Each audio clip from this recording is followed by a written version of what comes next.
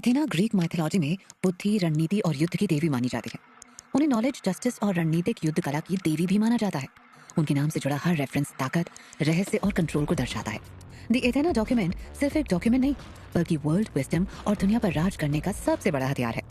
इसका नाम एथेना पर इसलिए रखा गया क्योंकि इसमें मौजूद जानकारी न सिर्फ वर्ल्ड पॉलिटिक्स की दशा दिशा तय कर सकती थी, बल्कि ये भी दिखाती थी कि कैसे कुछ सीक्रेट पावर कई दशकों से दुनिया को कंट्रोल कर रही है।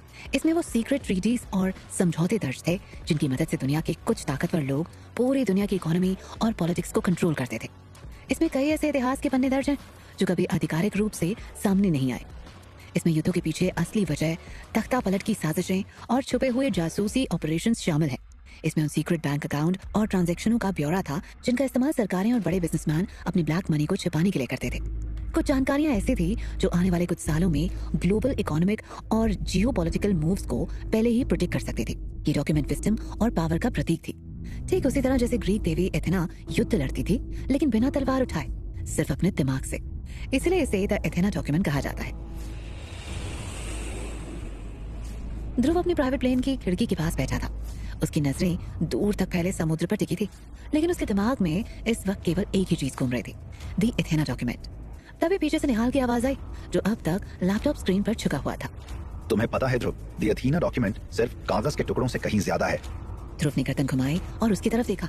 निहाल की उंगलियां अब भी कीबोर्ड पर चल रही थी, लेकिन उसकी आवाज में एक अजीब सी गंभीरता थी।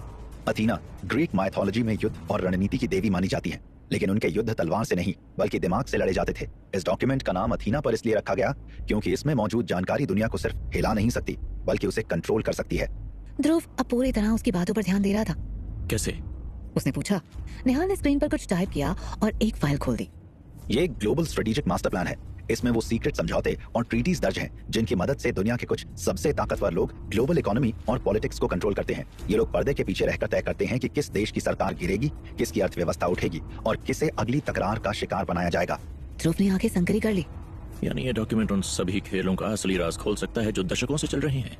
और इससे भी ज्यादा, इसमें वो अनऑफिशियल हिस्ट्री दर्ज है जो कभी सामने नहीं आई। हर बड़े युद्ध के पीछे की असली वजहें, तख्ता पलट की साजिशें, सीक्रेट जासूसी ऑपरेशन, सब कुछ। तो ये सिर्फ एक डॉक्यूमेंट नहीं है, ये एक हथियार है। और वो भी ऐसा हथियार जिसे कोई सरकार, कोई कॉर्पोरेशन, कोई बैंकिंग सिस्टम दुनिया के सामने नहीं लाना चाहेगा। फिर उसने स्क्रीन पर कुछ और डेटा दिखाया। इसमें उन सीक्रेट बैंक अकाउंट्स और ट्रांजैक्शंस का पूरा ब्यौरा है जिनका इस्तेमाल सरकारें ब्लैक मनी को छिपाने के लिए करती हैं। अगर ये डेटा लीक हो गया तो दुनिया का पूरा फाइनेंशियल स्ट्रक्चर हिल सकता है। ध्रुव ने गहरी सांस लेते हुए पूछा। और सबसे खतरनाक चीज?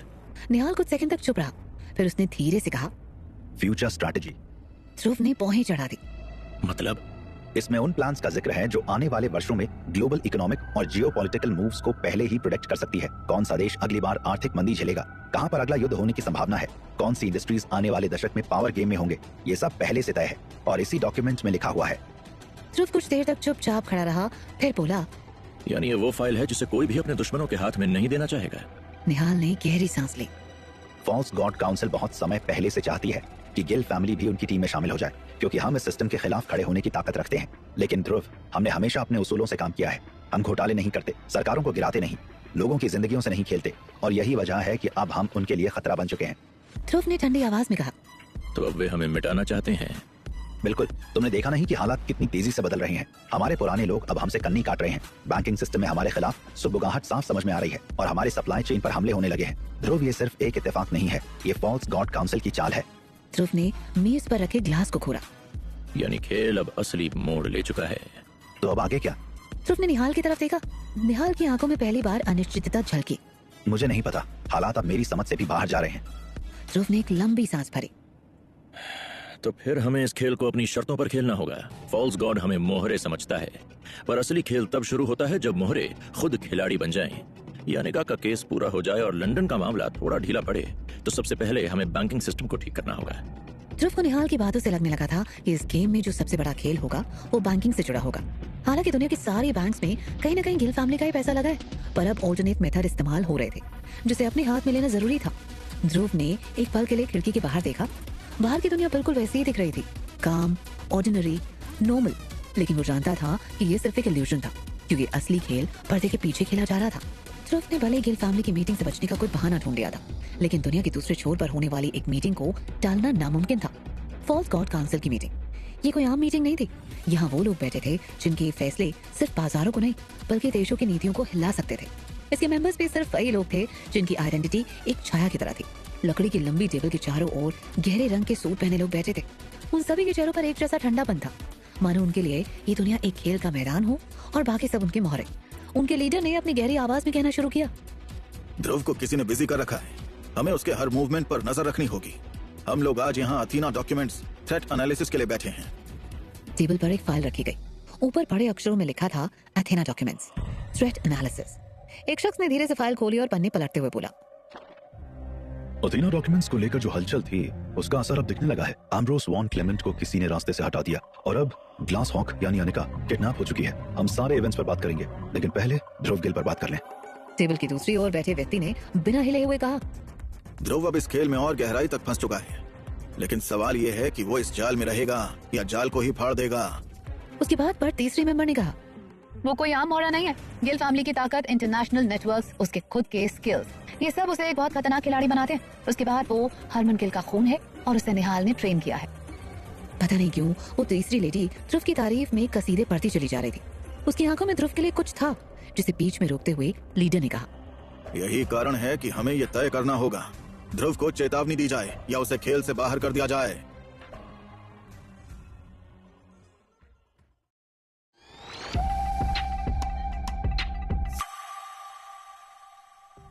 कमरे में कुछ सेकंड की चुप्पी छा गई। अगर हमने कोई गलती की तो ये हमारी सबसे बड़ी भूल होगी। ध्रुव को हराने के लिए हमें उससे 2 कदम आगे सोचना होगा। और ये काम अब शुरू हो चुका है। एक फाइल पास की गई। उसमें कुछ नाम लिखे थे, कुछ तस्वीरें, कुछ लोकेशंस और सबसे ऊपर एक नाम उभरा था, ध्रुव। मीटिंग जारी थी और दुनिया का सबसे खतरनाक खेल अब अपने अंतिम दौर में पहुंचने वाला था। मीटिंग का माहौल अचानक से काफी सीरियस हो गया। कमरे की हल्की रोशनी में टेबल पर रखे डॉक्यूमेंट्स और स्क्रीन पर चल रहे डेटा की चमक किसी युद्ध रणनीति की तरह लग रही थी। आइए पिछले कुछ दिनों की घटनाओं को एक साथ जोड़कर देखें। एक मेंबर ने स्क्रीन पर स्लाइड बदलते हुए कहा, सबसे पहले अथीना डॉक्यूमेंट्स अचानक से दुनिया के सामने आए, फिर एम्ब्रोस वॉन क्लेमेंट की मौत हुई, उसके बाद लंदन वाटर्स में सेंधमारी और फिर मेट्रो में बॉम्ब ब्लास्ट और अब अनिका का अपहरण। टेबल के चारों ओर बैठे लोग गंभीरता से स्क्रीन की ओर देख रहे थे। अब तक हमारा मानना था कि ये सब गिल फैमिली या सीधे कहें तो ध्रुव का काम है, लेकिन उसकी बात को बीच में काटते हुए एक लेडी की तीखी आवाज आई, अगर ध्रुव ने एम्ब्रोस वॉन क्लेमेंट से एथेना डॉक्यूमेंट्स ले लिए होते तो उसे लंदन वॉल्ट में सील लगाने की जरूरत ही नहीं पड़ती। उसकी बात में दम था, जिसे समझते हुए चौथे मेंबर ने कहा, इसका मतलब साफ है, कोई और भी इस खेल में शामिल है, कोई जो हमें दिख नहीं रहा है। टेबल की दूसरी तरफ बैठे एक सीनियर मेंबर ने अपनी फाइल बंद की और गहरी सांस लेते हुए कहा, अब सबसे बड़ा सवाल ये नहीं कि ये तीसरी ताकत कौन है, सवाल ये है कि वो ताकत किसके खिलाफ खेल रही है। कमरे में कुछ पल के लिए चुप्पी छा गई। फिर लीडर ने उंगलियों से टेबल पर हल्की थाप देते हुए कहा, हम अब सिर्फ घटनाओं को एनालिसिस नहीं कर सकते, हमें ये तय करना होगा कि ध्रुव हमारे लिए बड़ा खतरा है या ये तीसरी ताकत, क्योंकि ऐसा लग रहा है कि इस खेल में एक नई ताकत जन्म ले चुकी है जिसके निशाने पर ध्रुव है और वो हमारे डॉक्यूमेंट्स पर भी अपनी पहुंच बना चुकी है। वो जो भी है उसे कंट्रोल करना होगा। हमारे सारे इंफॉर्मेशन सिस्टम को काम पर लगा दो। तभी पहले वाले शख्स ने कहा, और अगर ये तीसरी ताकत ध्रुव के खिलाफ है तो क्या हमें उसे अपना दुश्मन बनाए रखना चाहिए? जिस पर एक मेंबर ने थोड़ा मुस्कुरा कर कहा, या तुम ये कहना चाह रहे हो कि शायद इस बार ध्रुव हमारे फायदे में हो सकता है? लीडर ने बिना कोई प्रतिक्रिया दिए स्क्रीन पर चलते डेटा को देखा।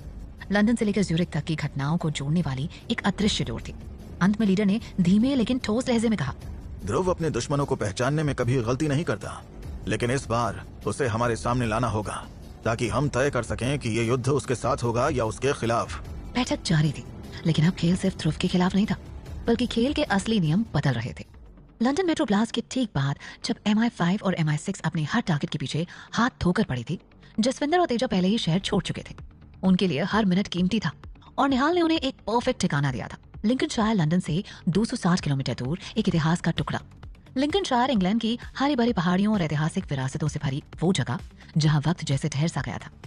यहाँ की घाटियों में पसरी ठंडी धुंध, सदियों पुराने चर्च और दूर तक फैले मकई और गेहूं के खेत इसे किसी पुराने यूरोपियन पेंटिंग जैसा एहसास देते थे। लेकिन इन खूबसूरत नजारों के बीच एक ऐसी इमारत भी थी जो अपनी बनावट और इतिहास के कारण अलग खड़ी थी। गिल फैमिली की गोथिक स्टाइल हवेली। गिल फैमिली की एक पुरानी केमिकल फैक्ट्री जो अब काम बंद कर चुकी थी, लेकिन उसके भीतर बने गेस्ट हाउस में अब भी वही शाही ठाट बाट थी। ये गेस्ट हाउस जमाने पहले खास मेहमानों के लिए बनाया गया था। बाहर से देखने पर ये एक वीरान फैक्ट्री था, पर अंदर से ये किसी शाही किले से कम नहीं था, जिसकी दीवारें इतिहास की कहानियां बयां करती थी। जसविंदर और तेजा ने अपने लिए फायरप्लेस के पास एक कोना चुन लिया था। जहाँ हल्की आंच में जलती लकड़ियों की महक माहौल को और खुशनुमा बना रही थी। तेजा ने गहरी सांस लेते हुए ग्लास को हल्का घुमाया। बर्फ के टुकड़े विस्की में तैरते हुए हल्की झनकार कर रहे थे। जसविंदर ने एक लंबा घूंट लिया और कुर्सी पर आराम से बैठते हुए मुस्कुराया। लंदन जल रहा है और हम यहाँ स्कॉच का मजा ले रहे हैं। निहाल ने बढ़िया बंदोबस्त किया है। तेजा हंसते हुए बोला। अगर हमारी किस्मत खराब होती तो अभी MI5 के किसी लॉकअप में सड़ रहे होते।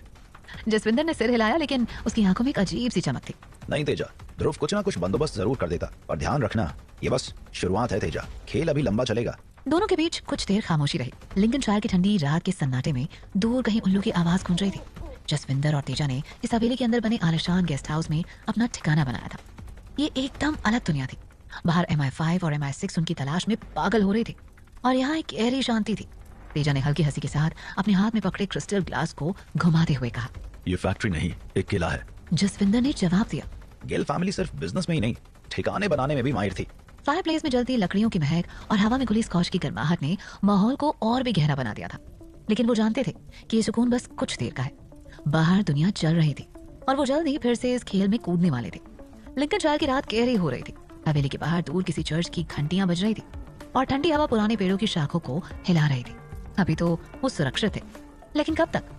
ये सुकून बस कुछ पलों का था, क्योंकि वो जानते थे लंदन से भाग आना आसान था, लेकिन जो दुश्मन उनके पीछे थे वो उन्हें चैन से जीने नहीं देंगे। और तभी एक हेलीकॉप्टर की आवाज ने उनका ध्यान खींचा। तेजा के चेहरे पर डर की शिकन उभर आई। वो खिड़की के पास खड़ा बाहर आकाश की तरफ ताक रहा था।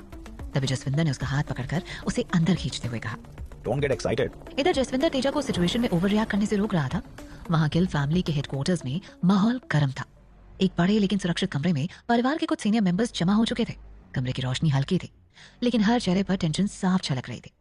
टेबल के बीचों बीच एक स्क्रीन लगी थी जिसमें एक वीडियो प्ले हो रहा था और साइड में लंदन बम ब्लास्ट से ठीक पहले ध्रुव का भेजा गया मैसेज भी था। सभी उस मैसेज को देखकर परेशान थे। स्विट्जरलैंड में अनिका की किडनैपिंग का CCTV फुटेज मिला, लेकिन गिल फैमिली के किसी सदस्य पर हाथ डालने की हिम्मत कोई नहीं कर सकता था। इससे दो बातें साफ थी। पहला ये कि या तो किडनैपर बिल्कुल अनजान है, या बहुत बड़ा मूर्ख फुटेज खत्म होते ही कमरे में सन्नाटा छा गया। फिर एक बुजुर्ग मेंबर ने गहरी आवाज में कहा, ये महज संयोग नहीं हो सकता। लंदन ब्लास्ट और अब अनिका का गायब होना, ये दोनों मूवमेंट्स ध्रुव के आसपास हो रहे हैं। टेबल की दूसरी ओर बैठे एक दूसरे मेंबर ने सिर हिलाया। ध्रुव हमेशा से तेज और अलर्ट रहा है, लेकिन इस बार हालात अलग हैं। पहली बार हमें ये सोचना पड़ रहा है कि क्या वो कंट्रोल खो रहा है, या फिर ये कोई दूसरा खेल है, या कोई तीसरा प्लेयर है जो अचानक से गेम में आ गया है। कमरे में मौजूद सभी लोग एक दूसरे को देखने लगे। गिल फैमिली कभी बिना ठोस जानकारी के जल्दबाजी में फैसले नहीं लेती थी। तभी एक बुजुर्ग फीमेल मेंबर, जिन्हें परिवार में गहरी समझ और रणनीतिक सोच के लिए जाना जाता था, धीमे लेकिन ठोस लहजे में बोली, हमें ध्रुव से बात करनी होगी, लेकिन इससे पहले हमें ये तय करना होगा कि फैमिली का ऑफिशियल रुख क्या होगा। जिसे सुनकर एक और सीनियर मेंबर ने अपनी फाइल टेबल पर रखते हुए कहा, ध्रुव पर शक करना हमारी सबसे बड़ी भूल होगी। उसने जावेरी और विक्टर जैसे लोगों को धूल चटाई है। अगर वो इस बॉम्ब ब्लास्ट में शामिल होता तो हमें कभी इसका पता भी नहीं लग पाता। इसलिए मुझे लगता है कि अब जरूरी है कि हम ये समझें कि ध्रुव इन ताकतों के खिलाफ लड़ रहा है और क्या हमें इस लड़ाई में उसका साथ देना चाहिए। सभी मेंबर्स गहरी सोच में पड़ गए। बात में दम था। तभी गिल फैमिली का एक असिस्टेंट कमरे में दाखिल हुआ और धीरे से एक फोल्डर टेबल पर रखकर जाने को हुआ, जिसे देखकर एक मेंबर ने पूछा, ये क्या है? असिस्टेंट ने जवाब दिया, निहाल ने भिजवाया है। इसमें कुछ डेटा और कुछ एनालिसिस हैं जो इन इवेंट को समझने के लिए जरूरी हैं। एक मेंबर ने जल्दी से फाइल खोली और पहला पेज पढ़ते ही उसकी पौंहें चढ़ गई।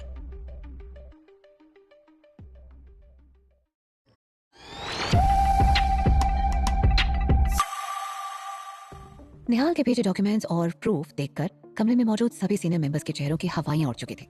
निहाल द्वारा भेजे गए डॉक्यूमेंट्स अब टेबल पर फैले हुए थे। माहौल में एक अजीब सा टेंशन था, क्योंकि पहली बार ऐसा हो रहा था कि गिल फैमिली के अस्तित्व पर ही सवाल उठने लगे थे। उनमें से सबसे बड़े मेंबर ने धीमे लेकिन कड़े लहजे में कहा, तो ये बात साफ हो चुकी है, द फॉल्स गॉड काउंसिल अब सीधे हमें निशाना बना रही है। टेबल पर पड़े डॉक्यूमेंट्स में साफ साफ लिखा था कि फॉल्स गॉड काउंसिल ने गिल फैमिली को हमेशा हमेशा के लिए रास्ते से हटाने की प्लानिंग बना ली है। इसमें कुछ घटनाओं की टाइमलाइन दी गई थी, जिसमें अचानक से एथेना डॉक्यूमेंट्स का लीक होना सबसे ऊपर आया था, जो गिल फैमिली के खिलाफ सबसे बड़ा हथियार साबित हो सकता था। इसके बाद एम्ब्रोस वॉन क्लेमेंट का मर्डर था। इस मर्डर की टाइमिंग इतनी परफेक्ट थी कि सारा शक ध्रुव पर आ सकता था। फिर लंदन मेट्रो ब्लास्ट, जिसमें ध्रुव का नाम जुड़ते ही गिल फैमिली के लिए बड़ा खतरा बन गया था। निहाल ने बहुत सफाई से सारी बातें सामने रखी थी, जिसे देखने के बाद कोई वजह ही नहीं रह गई थी कि ध्रुव के किसी इंटेंशन पर शक किया जाए। थोड़ी देर सोचने के बाद एक मेंबर ने गहरी सांस लेते हुए कहा, अगर निहाल सही कह रहा है तो ये सिर्फ ध्रुव के खिलाफ कोई छोटी चाल नहीं है, ये गिल फैमिली को पूरी तरह से खत्म करने का खेल है। फिर निहाल के डॉक्यूमेंट्स के अगले हिस्से में लंदन मेट्रो टनल के अंदर क्या हुआ था उसका पूरा ब्यूरो दिया गया था, जिसे पढ़ते ही गिल फैमिली की सीनियर लेडी ने कहा, टनल में ब्लास्ट सिर्फ एक कवर अप था। असली खेल ब्लास्ट से कुछ सेकंड पहले हुआ। वहाँ कुछ ऐसा था जिसे हटाना जरूरी था। और ध्रुव को ये बात पहले से पता थी, पर ब्लास्ट की जानकारी किसी के पास नहीं थी। सभी की नजरें उठ गई। अब सवाल ये नहीं था कि ध्रुव ने लंदन मेट्रो को रुकने का आदेश क्यों दिया था, बल्कि सवाल ये था कि उसने 45 सेकंड का समय ही क्यों चुना। अब समझ आया कि ठीक उसी वक्त ध्रुव को ये जानकारी मिली थी, और हैरानी की बात ये थी कि मेट्रो सच में रोक दी गई थी। सभी मेंबर हैरान थे। गिल फैमिली की अगली पीढ़ी कुछ ज्यादा ही तेज थी। उन लोगों ने मैसेज भेजने के बाद केवल 35 सेकंड में दोनों साइड से आती मेट्रो को रोक दिया था। तभी एक और मेंबर ने कहा, और जसविंदर और तेजा, निहाल ने लिखा है कि उन्हें किसी भी कीमत पर बचाना होगा। डॉक्यूमेंट्स के आखिरी हिस्से में ये साफ साफ लिखा गया था कि जसविंदर और तेजा किसी बेहद खतरनाक जांच के दायरे में आ सकते हैं। ये सिर्फ किसी एजेंसी का मामला नहीं था, बल्कि फॉल्स गॉड काउंसिल उन्हें गिल फैमिली के खिलाफ इस्तेमाल कर सकती थी। तभी ने कुछ देर सोचने के बाद निहाल को फोन कर सारे हालात जानने की कोशिश की। निहाल ध्रुव के साथ स्विट्जरलैंड पहुंच चुका था। उसने ध्रुव की तरफ से अपना पक्ष बहुत सफाई से रखा।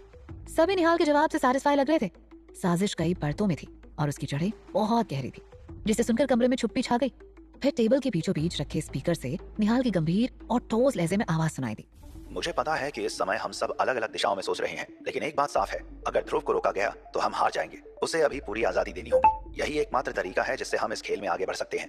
निहाल का ऑरा ही ऐसा था कि वो गिल फैमिली के सुपर सीनियर और अपने से कई गुना एक्सपीरियंसेस लोगों के बीच भी ऐसे बात कर सकता था। ये वो लोग थे जिन्होंने अपने जमाने में दुनिया को अपनी उंगलियों पर नचाया था। और अच्छी बात ये थी कि सभी निहाल को इज्जत देते थे और उसे ठीक से सुनते भी थे। उनमें से कई लोग ऐसे थे जो हरमन को पसंद नहीं करते थे, पर निहाल के लिए किसी के मन में कोई मैल नहीं था। निहाल ने आगे कहा, हमें अभी तक ये समझ में नहीं आ रहा है कि false god council London metro में बॉम्ब ब्लास्ट कैसे कर सकता है। इसका मतलब है कि गेम बहुत गंदा होने वाला है, इसलिए हमें और भी ज्यादा संभल कर काम करना होगा। गिल फैमिली के बुजुर्गों ने एक दूसरे की ओर देखा। ये कोई मामूली फैसला नहीं था, लेकिन एक बात तय थी, ये सिर्फ ध्रुव की लड़ाई नहीं थी, ये अब पूरी गिल फैमिली की लड़ाई थी। इसके बाद निहाल ने सभी से इजाजत लेकर फोन काट दिया। निहाल के फोन काटते ही गिल फैमिली का असिस्टेंट दौड़ता हुआ आया और सबसे सीनियर मेंबर के कान में फुसफुसाया। हमारी लिंकनशायर वाली बंद पड़ी केमिकल फैक्ट्री पर एमआई ने छापा मारा है। सुनने में आया है कि ध्रुव गिल के दोनों साथी जसविंदर और तेजा वहीं मौजूद हैं। कमरे में मौजूद सभी लोग तुरंत सतर्क हो गए। ये खबर मामूली नहीं थी। गिल फैमिली में से एक सीनियर मेंबर ने तुरंत पूछा, वो फैक्ट्री इस वक्त किसके नाम पर है? असिस्टेंट ने बिना किसी देरी के जवाब दिया, हरमन सर के नाम पर। सुनते ही कमरे में एक अजीब सी चुप्पी छा गई। यानी ध्रुव गिल के पापा आज गिल फैमिली जहाँ भी है वो हरमन के कारण ही है। आमतौर पर हरमन पर्दे के पीछे रहता था, लेकिन अगर एमआई ने उसी की फैक्ट्री पर छापा मारा था तो इसका मतलब था कि या तो एमआई को फैक्ट्री से कुछ मिला था या फिर उन्हें पहले से ही कोई इनसाइडर जानकारी दे चुका था। उधर दूसरी तरफ जसविंदर और तेजा अब तक समझ चुके थे कि ये रेड उन्हीं के लिए की जा रही थी। MI5 और MI6 हर रास्ते को सील कर चुकी थी। अब वो गिल फैमिली के इस वीरान फैक्ट्री में पहुंचने वाले थे, जहां सन्नाटे के बीच बस चलती लकड़ियों की धीमी चटकती आवाज सुनाई दे रही थी। स्कॉच का नशा हल्का था, लेकिन उनका दिमाग पूरी तरह से अलर्ट था। तेजा ने बिना वक्त गवाए अपने बैग से हथियार निकालने शुरू कर दिए। एक के बाद एक ग्रेनेड, गन्स, एक्सप्लोसिव डिवाइसेस, सब कुछ। इन्हें यहाँ छुपाना मुश्किल नहीं होगा। तेजा ने फैक्ट्री की पुरानी मशीनों और टूटे बॉयलरों की ओर देखते हुए बुदबुदाया। ये जगह कबाड़ की तरह दिख रही थी, लेकिन यही इसकी सबसे बड़ी ताकत थी। ये किसी का ध्यान खींचने के लिए बहुत आम थी। तेजा ने सबसे पहले ग्रेनेड को फैक्ट्री के पुराने स्टोरेज टैंक्स के अंदर छुपाया, जहाँ पहले केमिकल रखे जाते थे।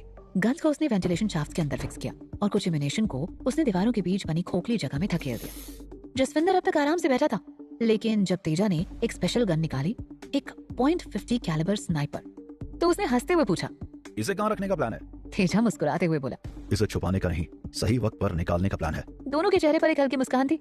वो जानते थे कि अगर उन्हें दोबारा निकलना पड़ा तो ये हथियार उनका सबसे बड़ा सहारा होंगे। बाहर ठंडी हवा चल रही थी और हवेली के पत्थरों से बनी मोटी दीवारें इस वीरान में एक अजीब सा डर पैदा कर रही थी। लेकिन तेजा और जसविंदर अब भी आराम से स्कॉच के घूंट ले रहे थे। जसविंदर ने मजाक करते हुए कहा, हम लोग छिपने के लिए डरावनी पुरानी बिल्डिंग से बढ़िया और क्या होगा। दोनों जानते थे ये सुकून ज्यादा देर तक नहीं रहने वाला था। रेड जारी थी और MI5 ज्यादा वक्त तक नाकाम नहीं रहने वाली थी। लेकिन एक बात तय थी, जब तक वो यहाँ थे ये हवेली एक अड्डा बन चुकी थी, एक छुपा हुआ मोर्चा जहाँ से वो खेल को नए सिरे से शुरू करने वाले थे। हालांकि दोनों ही समझदार थे और अच्छे से जानते थे कि बाहर जाकर बच के भागने या हमला करने के बजाय चुपचाप सरेंडर करने में ज्यादा समझदारी थी।